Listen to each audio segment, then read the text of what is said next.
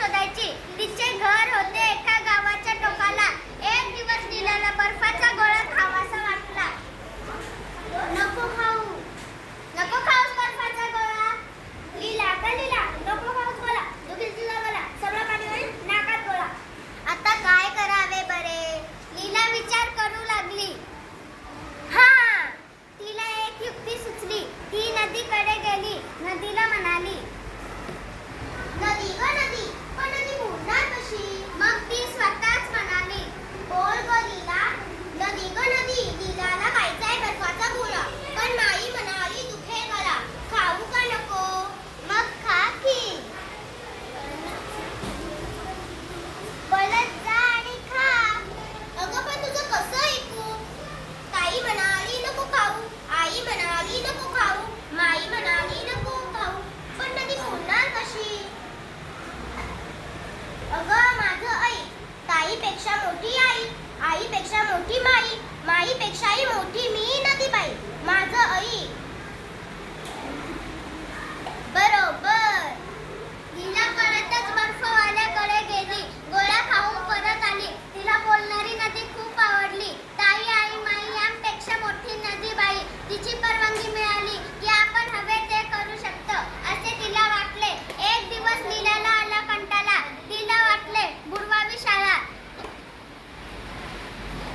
नको बुडवू शाळा, नको बुडवू. लीला ग लीला, आला जरी कंटाळा, बुडू नको शाळा. शिकून सवरून होशील मोठी, सुखी माझ्या बाला. लीला चिडली.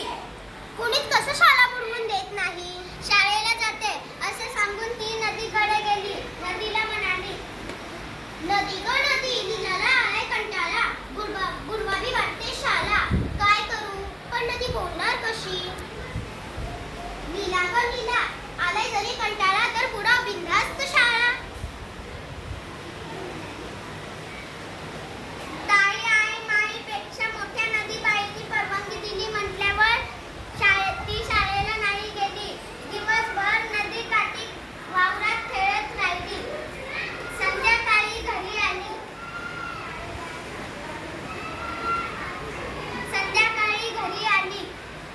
तिची ताई तिच्याच शाळेत 7वीत शिकत होती.